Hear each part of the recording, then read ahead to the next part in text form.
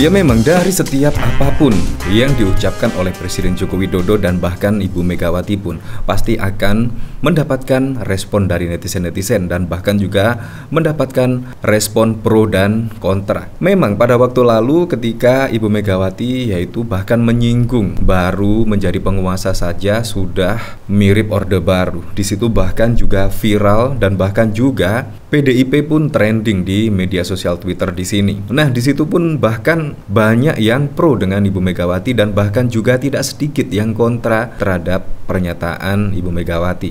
Nah, di sini akhirnya yaitu Jokowi merespon tentang pernyataan Ibu Megawati yang menyebut penguasa saat ini seperti Orde Baru. Kemungkinan Anda bisa menebak ya. Ketika ada pertanyaan bagaimana tanggapan Bapak soal pernyataan Ibu Megawati, kemungkinan jawabannya biar rakyat yang menilai. Terus ya, kok tanya saya? Ya tanya Ibu Megawati sendiri, kemungkinan seperti itu. Nah dari sini saya penasaran ya, kira-kira seperti apa ya respon dari Presiden Joko Widodo menanggapi pernyataan Ibu Megawati pada waktu lalu yang menyebut penguasa saat ini seperti Orde Baru. Di sini Presiden Joko Widodo menolak menanggapi pernyataan Ketua Umum PDIP Perjuangan Megawati Soekarno yang menyebut penguasa saat ini bertindak seperti masa Orde Baru. Tak tidak ingin memberi tanggapan, kata Presiden Jokowi di sela-sela acara gerakan tanam pohon bersama di hutan kota kawasan industri Pulau Gadung, Jakarta Timur pada 29 November. Sebelumnya Megawati mengaku jengkel melihat pemerintahan saat ini yang menurut dia bertindak seperti penguasa zaman Orde Baru. Kritik itu dia sampaikan ketika menghadiri rapat koordinasi nasional relawan Ganjar Mahfud pada 27 November. Dan bahkan menurut saya pada waktu lalu ketika mendengar pidato dari Ibu Megawati, menurut saya sangat-sangat membakar semangat yaitu para relawan-relawan pendukung Ganjar dan Mahfud MD di sini. Tetapi ya bukan rahasia umum lagi lah kalau tindakan pemerintah saat ini ya mirip-mirip Orde Baru. Dimulai dari apa? Dimulai lagi-lagi dari putusan MK. Dan banyak drama-drama lagi, semakin kesini semakin kesana ya Anda bisa menilainya sendirilah dari sini. Jadi Ibu Megawati sangat mendengarkan ya aspirasi dari masyarakatnya dan akhirnya pun di sini Ibu Megawati pun tidak kuasa menahan dan akhirnya diungkapkan pada waktu lalu, bahkan menyebut penguasa saat ini seperti Orde Baru. Nah bahkan juga tidak hanya Megawati saja yang berpendapat yaitu penguasa mirip Orde Baru. Di sini bahkan Muhaimin Iskandar juga sepakat dengan pernyataan Ketua Umum PDIP Megawati Soekarno Putri soal tindakan penguasa seperti era Orde Baru. Di sini saya juga penasaran seperti apa ya kira-kira komentar-komentarnya di sini ketika yaitu Muhaimin sepakat dengan pernyataan Ibu Megawati penguasa seperti Orde Baru. Di sini dari Ratu Bagus Batam, untuk saat ini sepakat, kiri dan kanan bersatu dan beroposisi. Fix saya memutuskan golput. Cahiki, arep do kalah lagi kompak. Gak bahaya tah, sepakat tapi mendukung. Option 2 kalau kalah setidaknya ada yang lirik. Untuk raih suara apapun dilakukan, biarpun itu seperti menampar muka sendiri. Seperti hukum nilainya 5 sementara wakilnya Menko Polhukam apa sih? Dan kalian masih menjadi bagian dari penguasa. Begitu membanggakan para elit ini. Di sini ada satu peserta masuk kategori ngigau. Pak Joko dan Wowo akan berat di putaran kedua. Ya seperti itu. Bahkan di sini tidak hanya mengkritik ya, yaitu Muhaimin di sini bahkan juga mengkritik soal IKN ya. IKN tiba-tiba dikritik padahal juga sudah ada undang-undangnya dan menurut saya juga baguslah pemindahan ibu kota negara.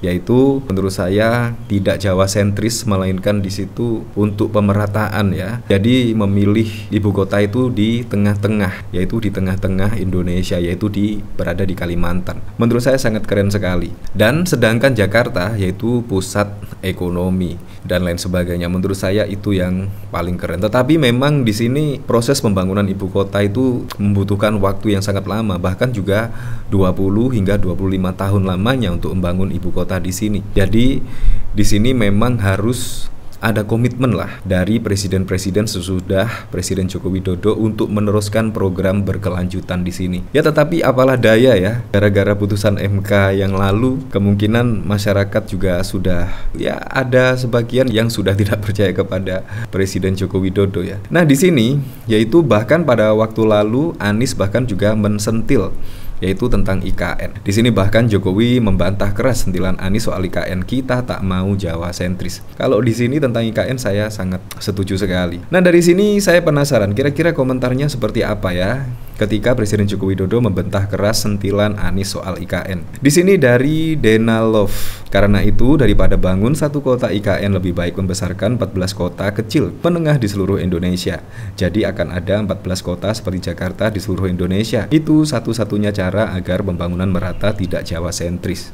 Di sini dari Ayam Goreng, yang mau Jawa sentris siapa? Justru statement Anies adalah mendorong kota kecil menjadi menengah dan menengah menjadi besar di seluruh wilayah Indonesia. Bukan itu substansinya dong Pak? Iya kali uang ratusan triliun untuk satu kota saja harus merata dong Pak. Nah di sini bahkan ketika manuver Presiden Joko Widodo yang pada waktu lalu akhirnya juga banyak yang mengkritik bahkan soal IKN. Apalagi pada waktu lalu juga Presiden Joko Widodo menyebut belum ada investasi asing yang masuk ke IKN. Bayangkan, padahal juga membutuhkan dana yang cukup besar sekali untuk membangun ibu kota negara di sini. Ya kurang lebih hampir 500 triliun untuk membangun ibu kota negara di sini. Di sini dari Ki Jebong Nusantara. Aduh maaf ya Pak Anies, jauh Pak. Mending banyak belajar aja Pak. Kalau banyak titel, banyak kalau soal pembangunan itu harus belajar lagi agar gak mangkrak dan gak kelebihan bayar dan lain-lain.